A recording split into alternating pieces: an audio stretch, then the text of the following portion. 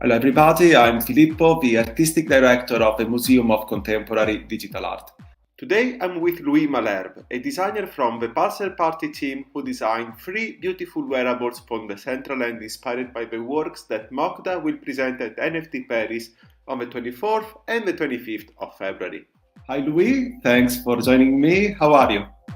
Hello, Filippo. I am very well and very, very excited for this. Thank you for having me. Oh, thank you for being with me. I would like to kick off by asking you what's your background in design? Okay, well, sure. It's a difficult story to keep short, as with quite a few things. But shortening the origin story by as much as I can, I'll say that I started off as a professional musician initially. That's what I studied. It's what I was passionate about and still am. But it's a fairly tough living in South Africa. I'm sure all over the world, but especially in a smaller country like South Africa, being a freelance musician, there's a very hard cap on how much you can earn if you're not willing to sacrifice time with loved ones or time at home. So I decided to branch out into other avenues, and as it turned out, my brain was drawn to all creative aspects of life.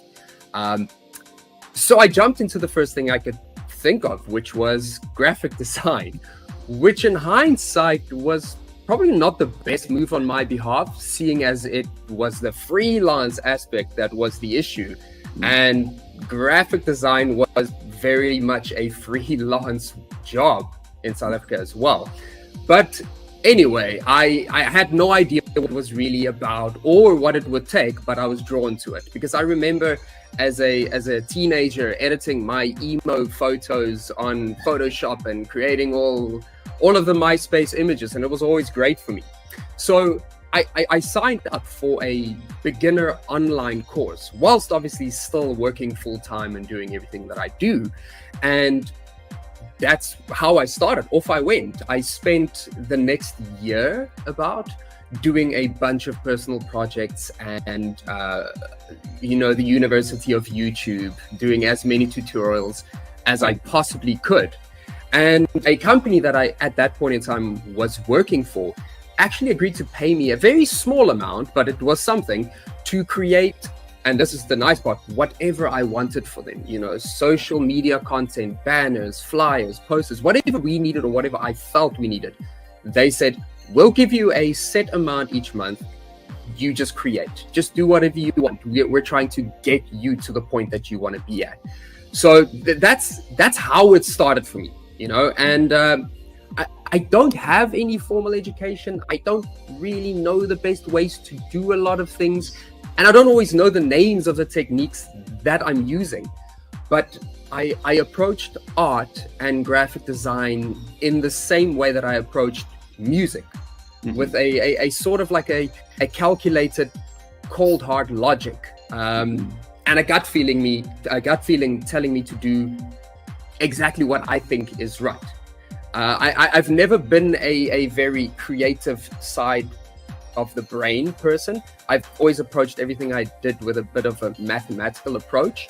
And like I said, when you equate this to music, even then, I had zero knowledge of what wood was used to make the instruments or what sound was created from that wood in order to, and what style of music you should play with it. I always used what I had and what I liked, and I made it fit into everything that I did.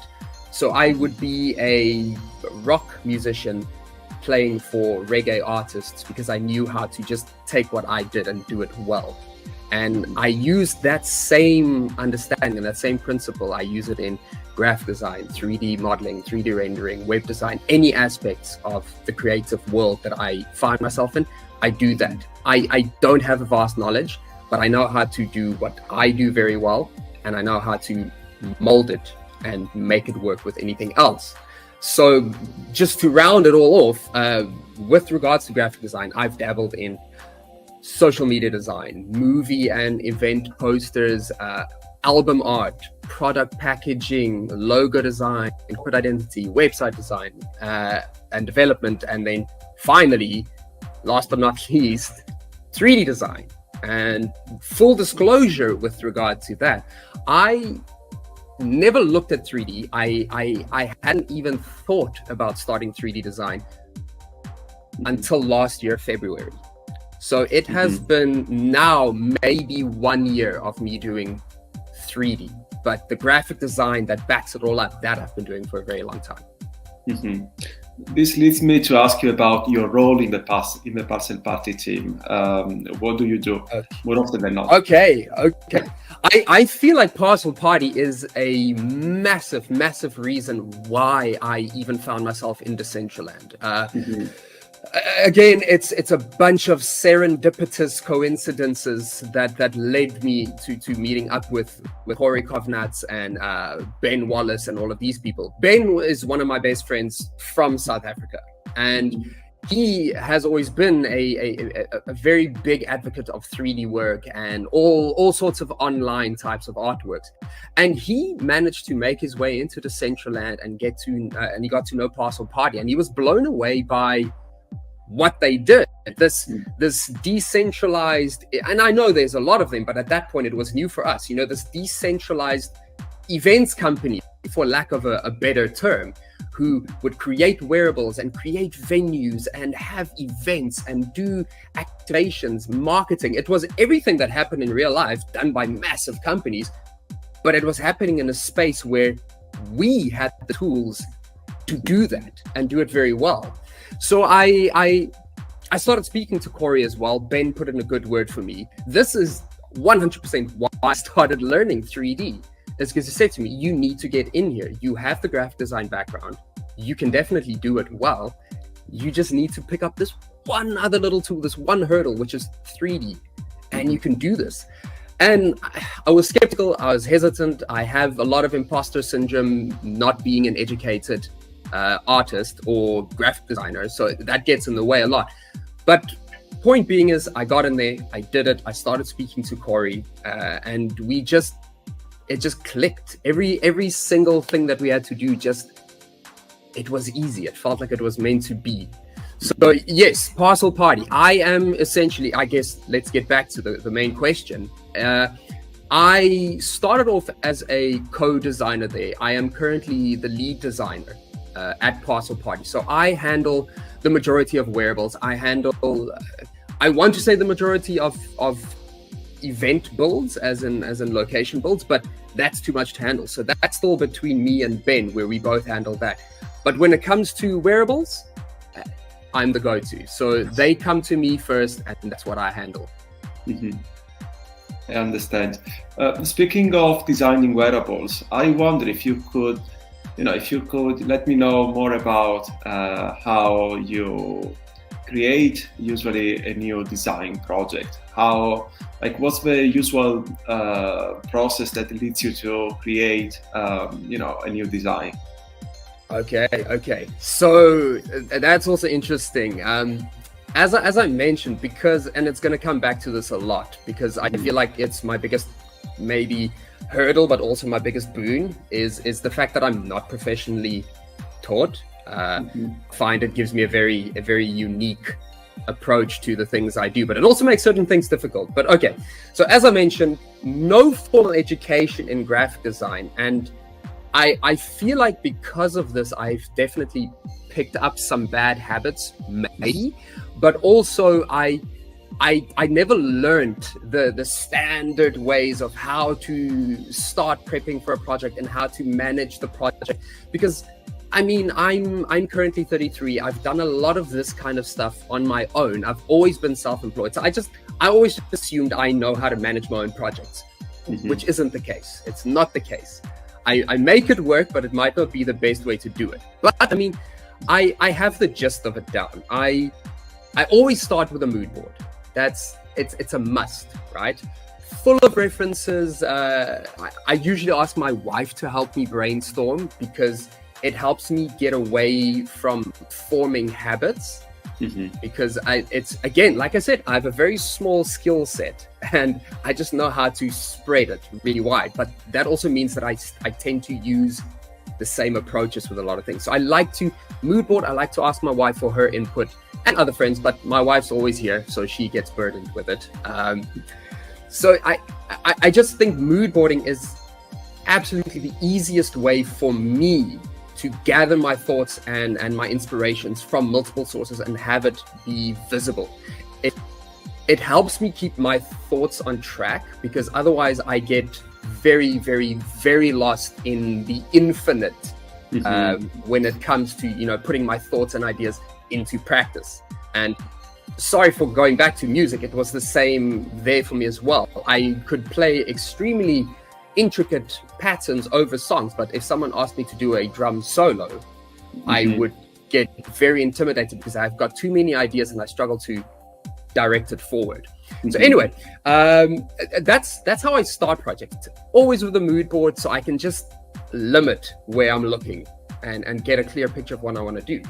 Then when it comes to Decentraland specifically, or wearable design specifically, my next step would be to complete the basic mesh of whatever I'm trying to create. You know, get the shape done, get all the 3D modeling out of the way, incorporate all of the ideas, all of the strange niche things that we maybe want to have it be into it, and then I take it into Decentraland.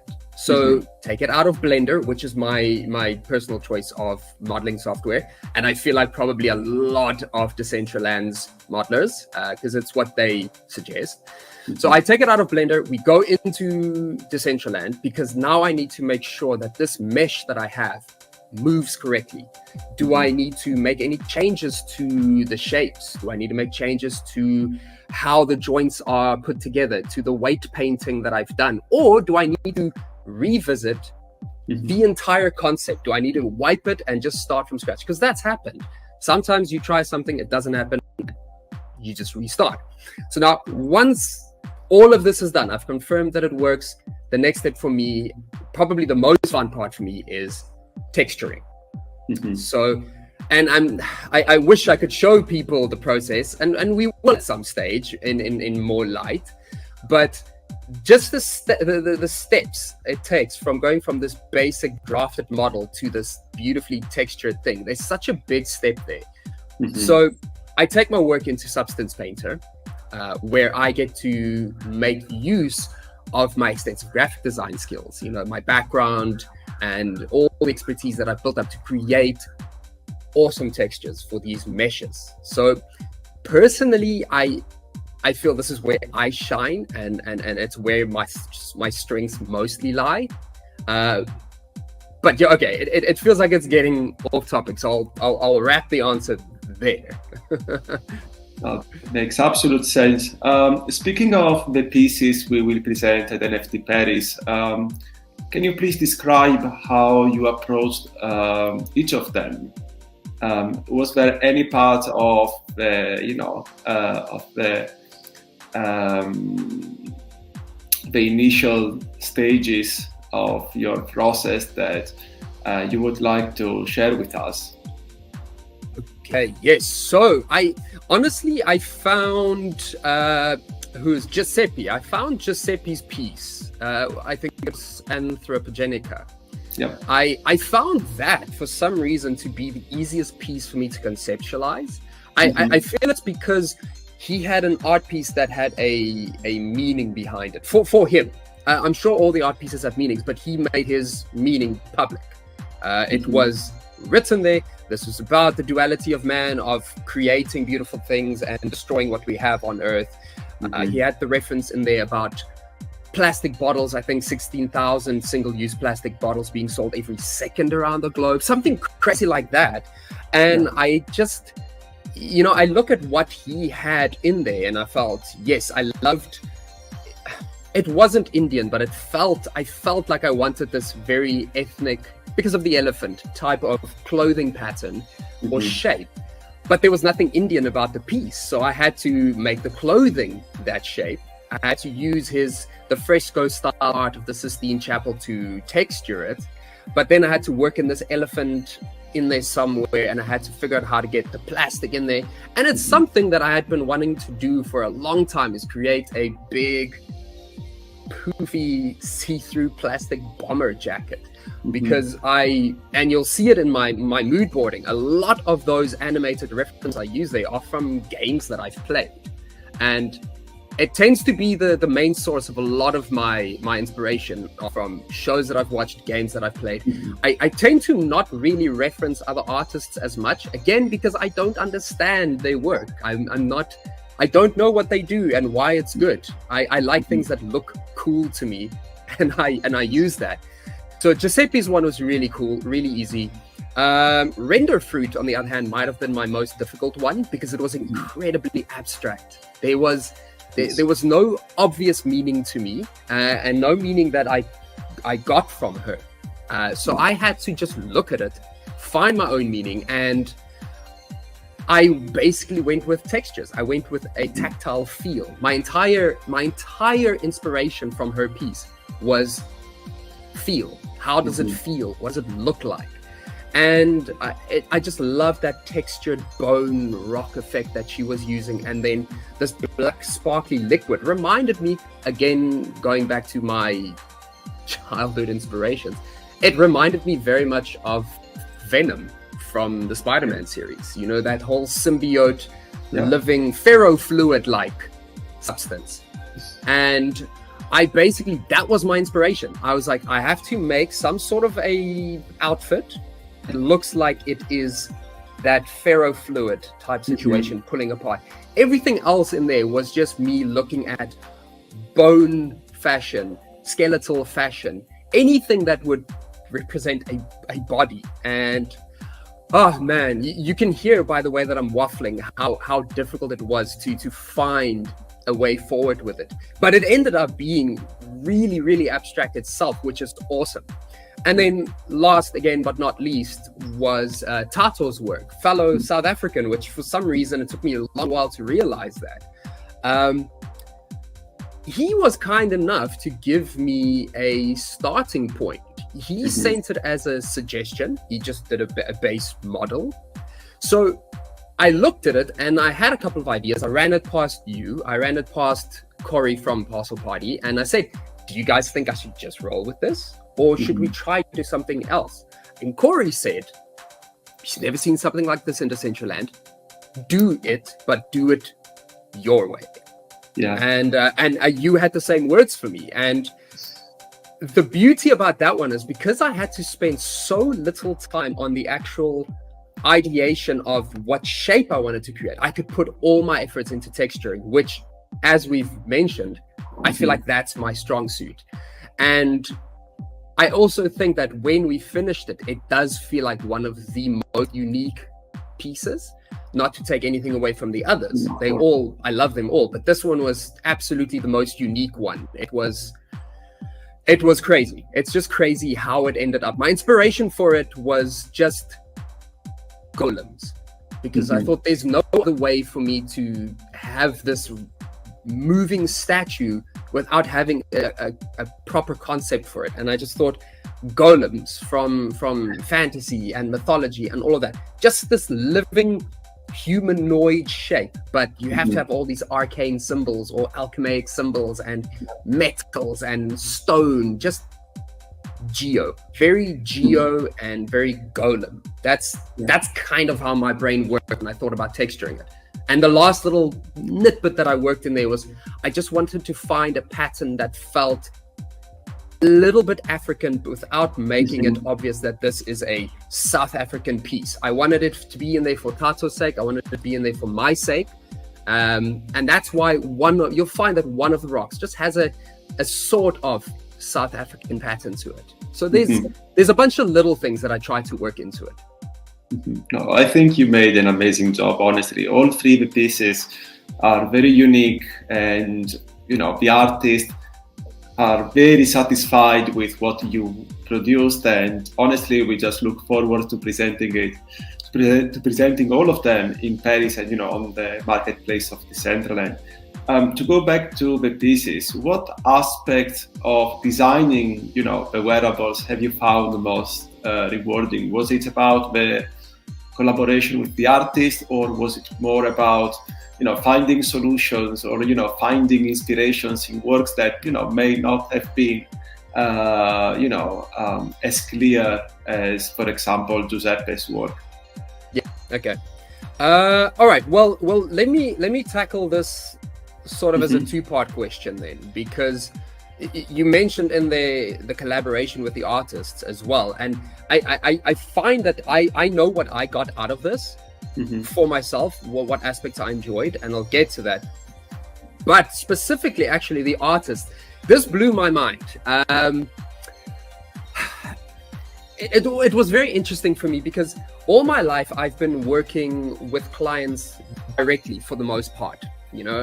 I've worked with people from all walks of life, from large businesses, small startups, musicians, filmmakers, everything. And I've gotten used to clients who don't have a graphic design background giving me feedback or criticism. So they'll come to me with ideas that aren't complete, and then they give me criticism and feedback from a non-graphic design brain. And a lot of the time it's contradicting, and a lot of the time it's not really helpful or beneficial, but they're the client and you need to make what they want work. So when it came to working with the MoCDA artists, it was a breath of fresh air. I felt slightly intimidated from the start because I've been researching them, to get to know their work and just find out what each of their inspirations are. And this already, like I mentioned earlier, gave me a bit of imposter syndrome because I've been doing this 3D thing for less than a year. Although I have confidence in my graphic design, the 3D aspect of it was very intimidating, especially seeing their works.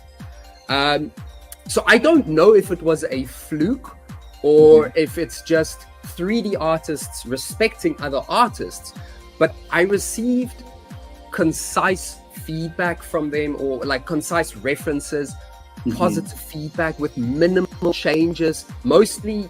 And honestly, it was only Giuseppe who actually gave me a suggestion, or more so asked me if something would be possible. Could we do this? Is it possible? Is there a way? Apart from that, the artists were happy with everything. It felt like they wanted me to just put my personality into the work, as if they wanted it to be my work. And that honestly was an amazing experience for me. Fantastic interaction all around. Like I said, don't know if it was a fluke or if it's an artist thing or if it's a MoCDA artist thing, but it was fantastic, right? And then I guess when it comes to the aspects that I found most rewarding, it's quite easy for me. A massive portion of my graphic design work is related to social media design, which means I push big corporations forward with social media posts. Sometimes it'll be a creative process, yes, but it's always limited by corporate identity and by non-creative people requesting this work, because their job, and obviously so, is to make money. It's to convince, manipulate, sell, whatever you want to call advertising, right? It's meant to make money. So I have these kinds of people kind of not disregarding, but not really caring about the effort, the creativity, the message that I'm trying to put into it. It's about selling their product, and they will look at it with their marketing brain or their corporate brain and say, this is what I want, and again, I get it.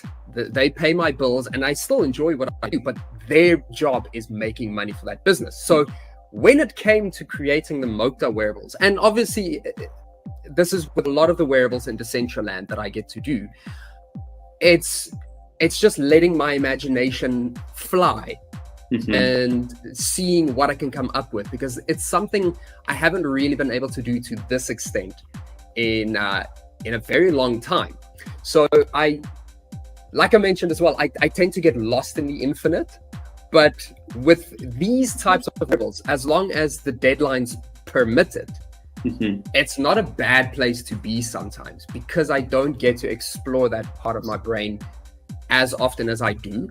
So it was a really pleasant experience for me, just getting the references, no guidance, well, let's say minimal guidance, and just someone telling me create, which is really, really great, because I get that from you, and I also get it from Corey from Parcel Party a lot, where he just says, listen, please, I don't want to bog you down with any of the business or this or that. I just create. That's what you are. That's what you do.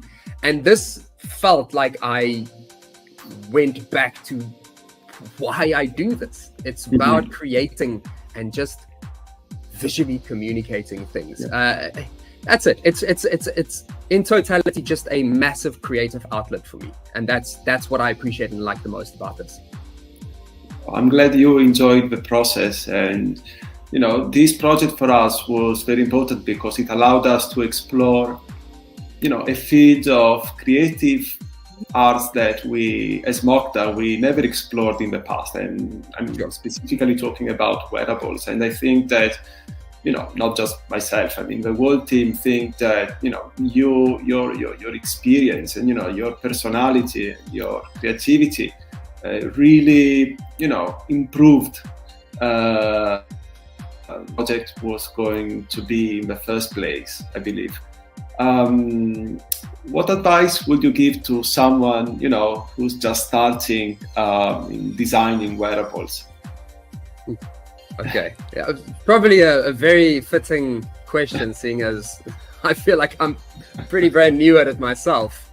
All right, not an easy answer to make short and relevant to every single person, but I'll do my best. So I see a lot of my peers, and when I say peers, we're talking specifically Decentraland based now. I see a lot of them do exactly what I did at the start, and that's jumping into Decentraland to make wearables and make money quick, because it's so easy. It's a boom market, it's not saturated. All you have to do is create a 3D model and you'll make money, which, I mean, we know that's not nice, but that's the idea that happens for a lot of people when they jump into any creative sort of field for the first time. It's like, it's fun, it's easy to be creative, let's make money. So they go and they watch a tutorial to sometimes the ones that Decentraland suggests, sometimes random ones.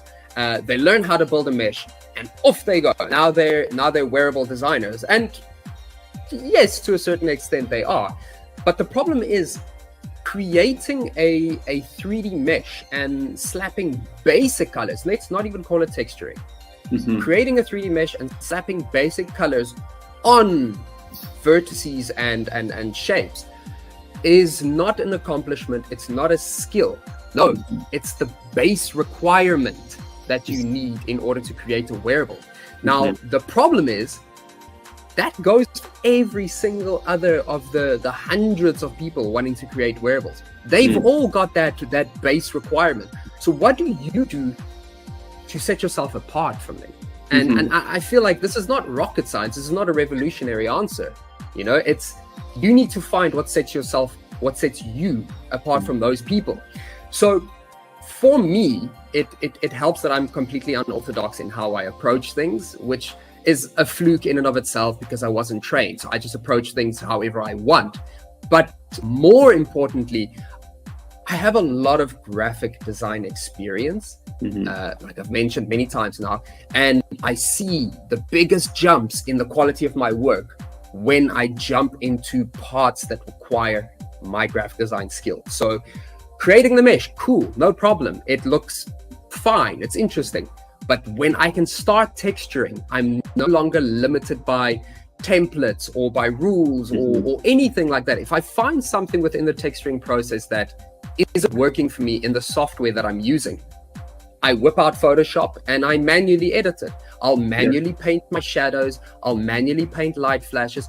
I'll manually use all these tools and all these skills that I've learned over years and years, and I'll improve my work. Okay, so I guess let me phrase it down to just a couple of points, right? Before it gets too long-winded. I think there's three things.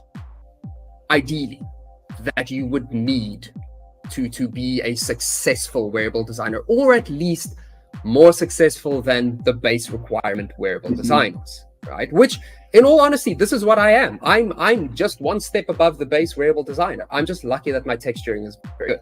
So I think, number one, graphic design. Learn it, get good at it. Because I don't think people care too much about the shape of your wearable. They care about how it looks. And that's got almost nothing to do with mesh and 3D modeling. It's graphic design. So if you want to be a good wearable designer, do some graphic design courses. Just, yes, that's it. I don't know how to simplify that. Do graphic design and do it well, all right? 2, do your texturing in industry standard software. So don't take your, don't download a square of a suit of armor from the internet and then roughly position it over the UV maps for your suit so that there's a line here and then there's a little broken thing here and the pattern fun. No. Use, for me, it's Substance Painter. The problem is, yes, you have to pay for these types of softwares, but they are free versions or sort of free alternatives. But my point is, use industry standard software to create your textures. I cannot stress enough how much of an improvement to my quality of work that made.